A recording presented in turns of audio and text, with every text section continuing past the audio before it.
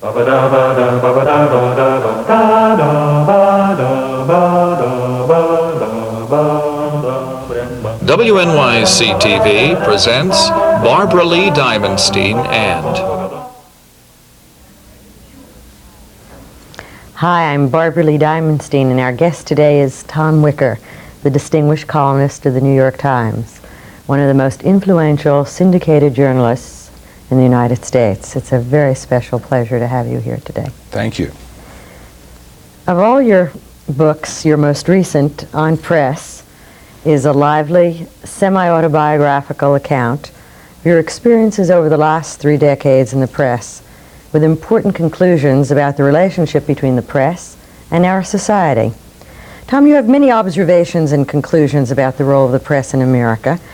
What do you consider to be the most important judgment in your book?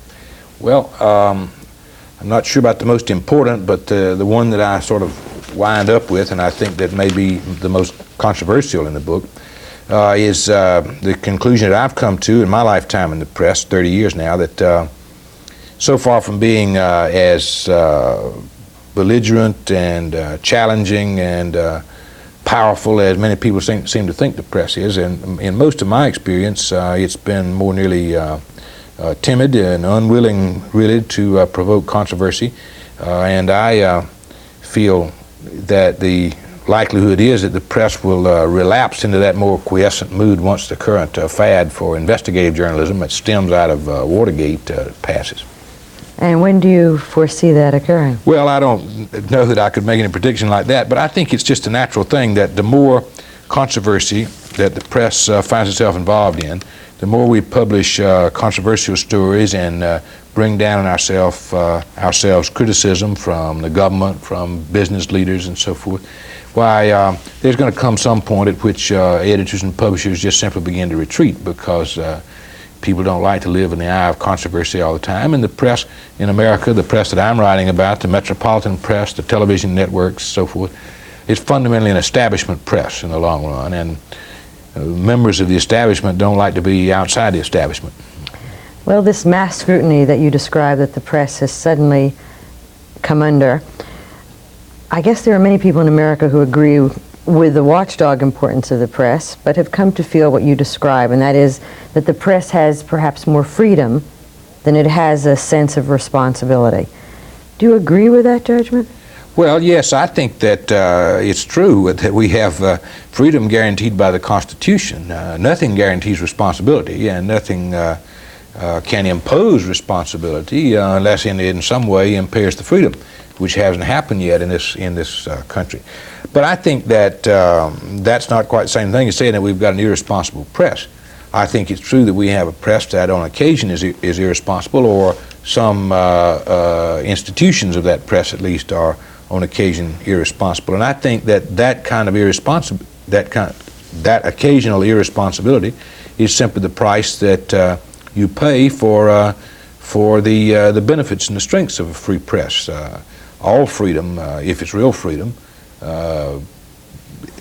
risks some irresponsibility in the exercise of that freedom, and that's true of press freedom no less than any other kind. You talk about a number of the, I guess, deadly sins of journalism in your book. Quite a few of those. Why don't you share some of them with us?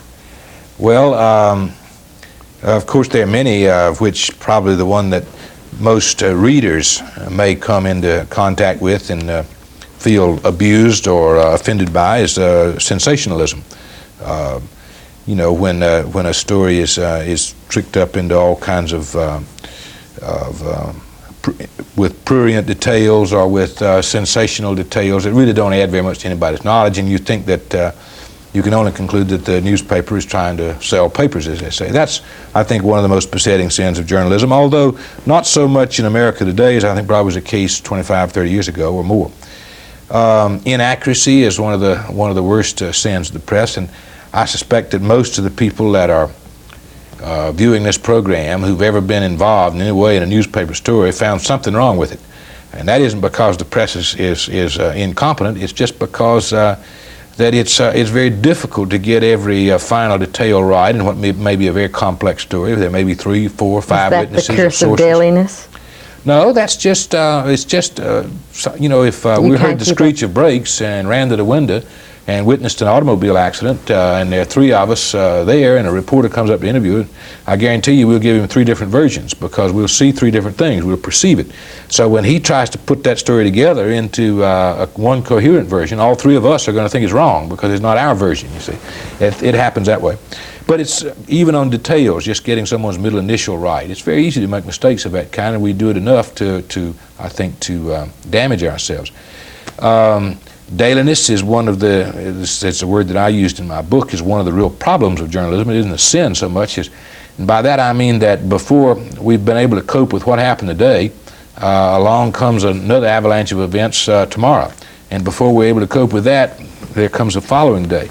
It's very much like waves coming on a beach, and one of them knocks you down, and before you can pick yourself up, another one comes along on top of it. And I think that detracts greatly from the power of the press, because there's just simply so much that we have to cope with in modern newspapers and a broadcasting news operation. We can't either be very expert in all that range of subjects, nor do we have the time and the personnel really to be very coherent or analytical about these events. And it's hard enough just to decide what's important enough to put in the paper out of all the many things that you might choose. It's far more difficult to put them in the paper in some sensible relationship to one another, in some sensible relationship to what happened yesterday, with some sense of cause and effect. Very difficult. Then I think that's a problem more than a sin. As I said, there are a lot of other sins of journalism, and I think probably one that I have seen most often and is most insidious in a way, particularly in Washington or with reporters covering government anywhere, I think is the likelihood that the reporter at some point covering the White House or whatever is going to feel himself a part of the institution that he's covering rather than an instrument of the public. That is to say, you know, if you're invited in for a private conversation with the president's national security advisor, and he advises you that of course you automatically assume he means the president too, we think you, the reporter, really are a very knowledgeable fellow about Europe, let's say, and we like the way you write, and you can't write what I'm going to tell you now, but we think you ought to know this because it would inform you. Well, the first thing you know, you really feel like you're a confidant of the president, you see, and that's a very insidious and dangerous thing, because if you enjoy that, you'll want to keep that relationship, and it might lead you not to write what you ought to write. If one of your colleagues has that kind of relationship, you're going to want to get in there too, you know, and it's a very dangerous thing. How far in can you be without being out, or how far out can you be without being in? That's what's difficult, because obviously no reporter can function, particularly when you're covering an institution like the White House, without some degree of access. And so you have to cultivate sources, and you have to some extent play the game with them of getting some of what they want to get into the paper, even though it may not be precisely the way you want to put it into the paper. You can't just simply ignore what your news. It's always very difficult to figure out precisely the line at which you have ample access, but at which you still retain your independence. And it's not always easy. You mentioned an anecdote On Press about a speech that you gave, I think, in Eastern Pennsylvania, just about a year or so ago. And someone stood up and said to you, "What gives you the right to tell the American people what you think?" You have a very moving explanation of how you felt. I wonder if you could tell us what was your reply then and what your thoughts have been since then. Well, actually, the question was more pointed than that. It wasn't what gives me the right to tell the American people what I think. It was what gives me the right to tell the American people what to think. Yes. Right? And I replied that I didn't think I did that. And that, as a matter of fact, if I did, the world would be a very different place from what it is, because my views on policy are not very widely accepted. But I tried to, beyond saying that I thought the question had merit, even though I don't think I tell the American people what to think. I do give them the people who read my column, I give them a very full range, a hot furnace blast of my opinions there. And I think the American people are sensible enough and intelligent enough, and they have other sources of information, and they make up their own minds about things. I don't worry too much about telling people what to think, because I don't think anybody can do that. But it's a fair question. What gives me the right what gives me that forum, and who am I to be making all these judgments and so forth? And I don't know what answer you can give except to cite your qualifications. In my case, I've been in newspaper work for 30 years. I've been around covering Washington and lived there most of the time since 1957. And But in general, what gives the columnist the right? In fact, that's one of the points you touch on, that they are a little bit different from you and me. I mean, the you out there. Well, in the first you place... talk about their experience and their long-term association and right. Well, first name, first idea familiarity. Well, that's right. You have... most columnists, I think, have been around a long time, so they developed experience. They've got some knowledge. They know a lot of people, if not just politicians and government officials, but I know a lot of people on college faculties, for example, that I can call and ask for information. Even if I don't know them, the fact that I have a forum makes people like that accessible to me. And I think the public should understand, too, that part of being a reporter, being a journalist, is that you're a privileged spectator. Now, the entire American public can't go to the White House news conference because there's not that much room for 200 million people. So those few people who, by dint of their profession, go there are really going there as representatives of the American public. And so, in a sense, you're a privileged spectator. I've been going to White House news conferences ever since President Eisenhower, and you develop a sense of those men. It's the same with interviewing senators or mayors or governors or whoever. Only a few of us are in the profession that has the opportunity to do that. So I think we do have a special position and specialized information. And also, over a lifetime, just as the lawyer comes to know his business and the doctor his or hers, and newspaper people come to know something about politics and government or whatever the field it is that they're covering.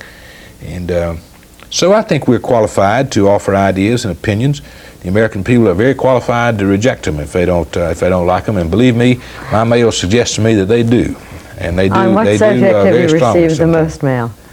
What column? There's several that just evoke mail that you can't even imagine. The death penalty, for one. I'm opposed to the death penalty, and I say so quite forcefully. And that evokes not only a lot of mail, but also very distressing mail. I mean, people who write really very abusive letters. I always thought animal welfare was the #1 letter response subject. Well, I never get into that subject very much, so I don't get many letters on that. May get it. Abortion, you get a tremendous amount of mail on that issue.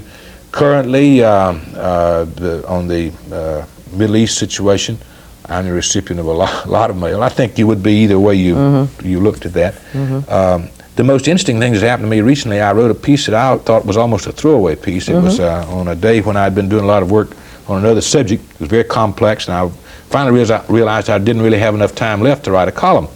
So what was I going to do? And I hurriedly threw together a piece that I had been wanting to do at some time, kind of a humorous piece, I thought, about the difficulties for a writer nowadays of using the phrase, you have to say his and hers, or his or her, rather than he or she. And you cited himself or herself. An English professor or something? Cited an English professor who had devised a new language for these gender-inclusive pronouns, And so I wrote what I thought was a funny piece, and that was early in April, and the mail hadn't stopped coming in yet. In support or denial of your position? Probably the single biggest flow of mail I ever got on anything came as a result of that. Some from feminists who thought I was being too flippant about the thing. Some from feminists who were grateful that I'd raised the issue. Some from male chauvinist pigs, so to speak, who were very defiant about it all. A lot from grammar purists, an astonishing number of letters from people who'd invented their own pronouns. It's a very interesting situation. Are you going to do a follow-up? I did do a follow-up, but I'm going to have to cut it off or I'll be snowed under with the mail.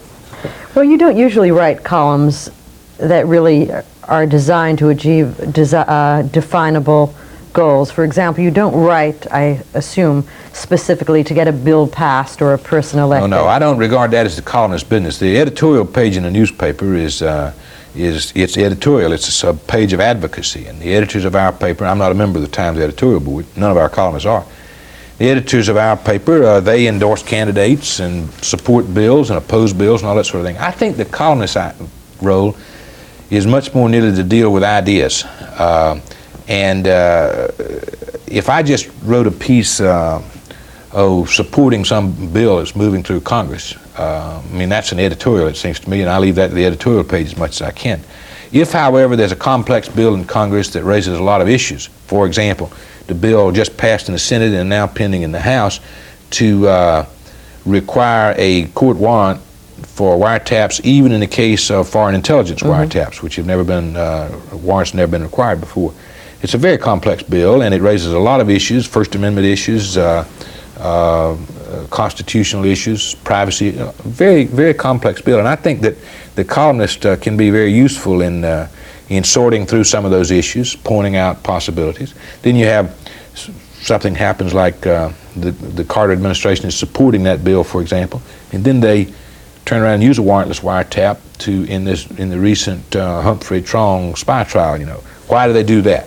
It's interesting to try to find out why this apparent conflict. It turns out not to be a conflict at all in a way, but so I think the columnist does that sort of thing best and really stays out of advocacy. You said earlier if one were to listen to your views, policy would be much different than it is now. What is the current state of your liberalism? Well, my liberalism is like any other kind of liberalism. It's a very mixed bag, because that's a very large, round word, and it includes a lot of things. I'm actually what I would regard as a conservative on civil liberties issues, Bill of Rights issues. I believe that the government should not wiretap people, for example. And I don't think that FBI agents ought to enter your house and take documents without a warrant for going into your house. Well, that's a conservative position, it seems to me. I'm probably much more liberal by the usual definitions on economic issues, for example. So it's... For example, what?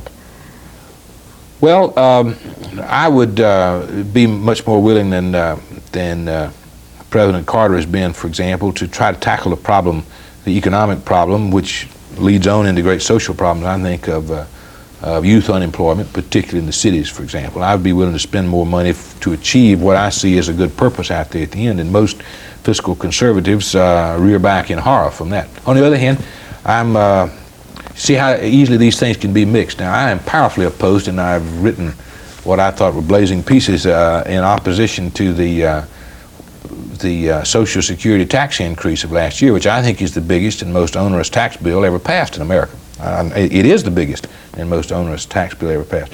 So that might make me sound fiscally conservative. I'm opposed to a tax increase like that. On the other hand, I would be willing to see, and I think it makes sense, and I think the founders of the Social Security system originally intended that there should be an input from the general tax revenues, the general revenues, into the support of the Social Security system. Now that makes most fiscal conservatives throw up their hands in horror. That's a liberal position. So it's very mixed.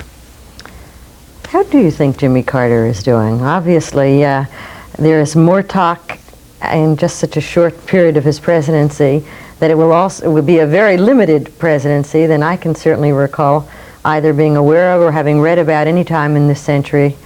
Well, that's right. I think he's been, if you take his administration as a whole, I think it's been very disappointing. Just in recent weeks, with the Panama Canal Treaty going through and the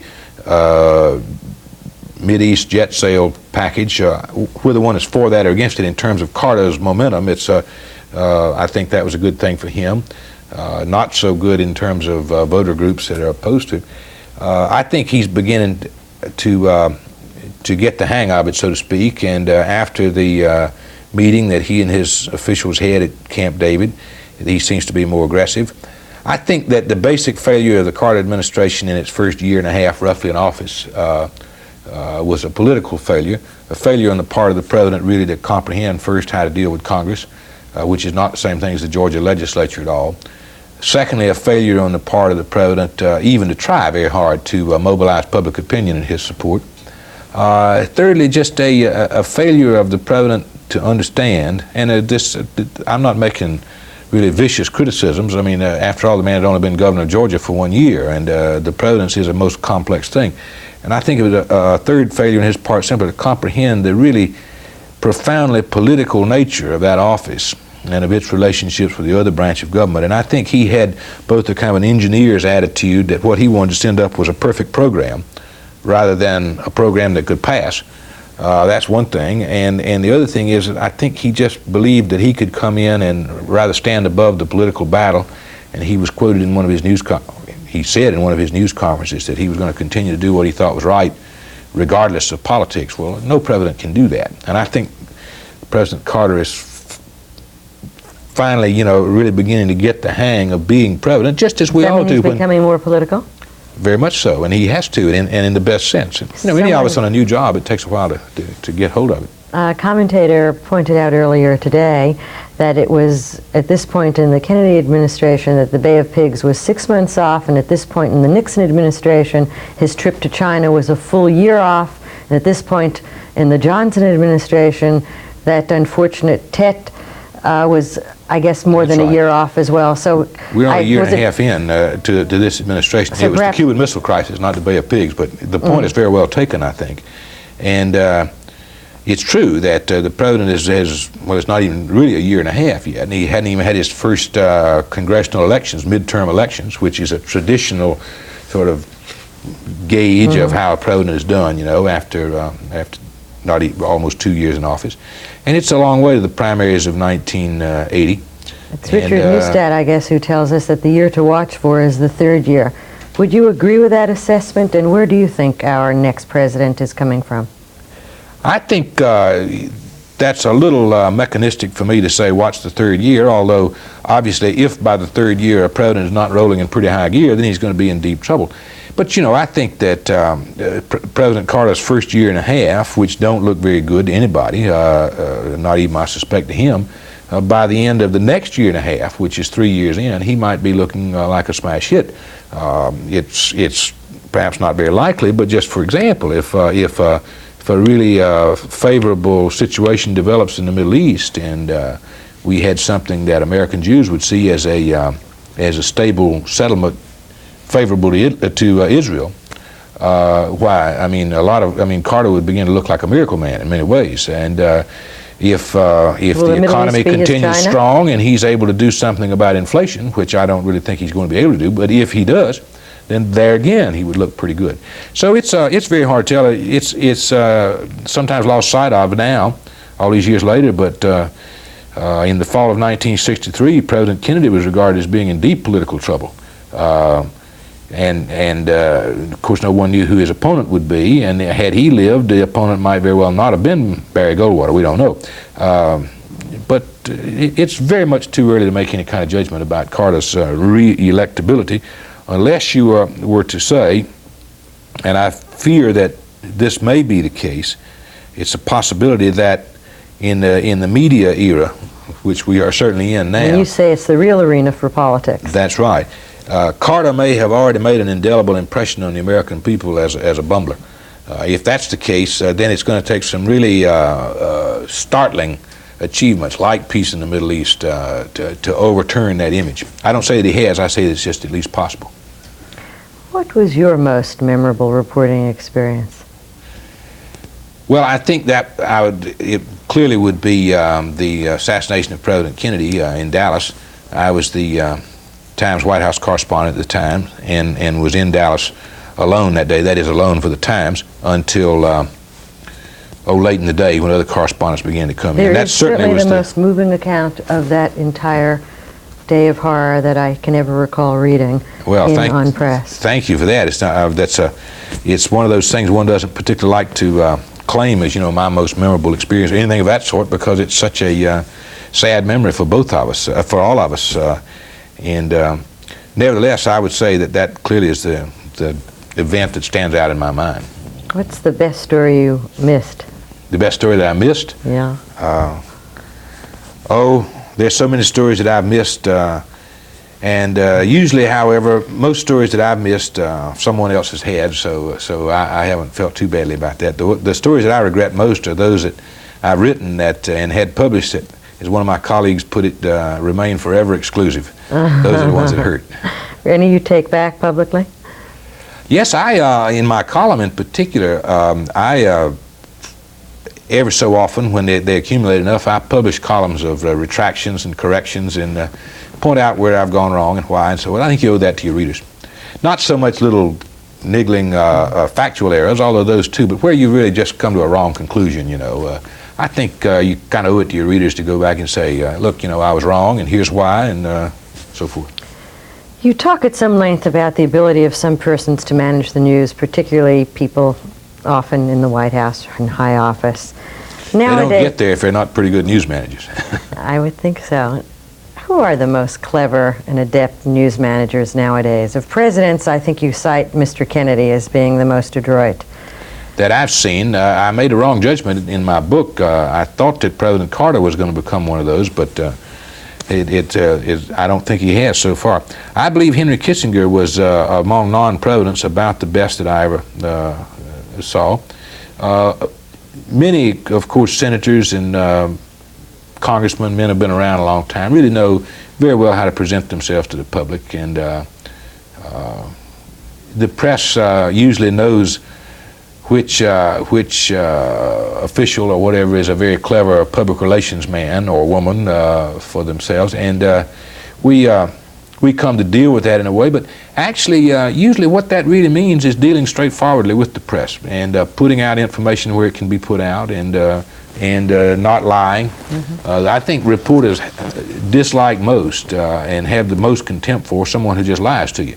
If someone says, look, I can't tell you that, I'm just not allowed to tell you that. I mean, I respect that. That's his job. And it's my job to find out some other way. But if he tells me I don't know when he did know, then misleading you. Yes. Are there any effective women news managers? Well, there have been so few women in high political office. Out of political office as well. Out of political office. Well, I'm sure there. I'm certain there are, because in the field of journalism, I happen to think that there are as few differences in the things women and men can do in journalism as in any field that I know of. So I'm quite certain that Mayor Koch, for example, now has, I think, a woman as his press secretary. I don't know her and haven't dealt with her, but I see no reason whatever to think that she won't be as good as any man could be in that job. You mentioned earlier, if any ordinary man or woman ever saw its name in the press, they would generally object to a series of errors. What recourse does an ordinary citizen have if they feel wronged by an account in the press? We just have a brief moment left. I wonder if you can tell us. I regret to say not enough recourse, and I think that's one place that newspapers have been recalcitrant. They're not willing enough to admit error and try to redress people's grievances. Well, particularly in the era, I guess, of intimate reporting, when one has little opportunity to evaluate the evaluator. Yeah, well, that's a nice way to talk about gossip, I take it you mean. Yeah, so what is gossip and what is news? Yeah, well, it's hard to draw the line sometimes, but I think, it's like someone said, if you have to ask, you're never going to know. One thing that is quite clear is that Tom Wicker proves again that he is as informative and as provocative and as modest in person as he always is in print. Thank you, Tom Wicker, for being with us. Thank you. I'm Barbara Lee Diamondstein, and thank you, audience, for being with us, too.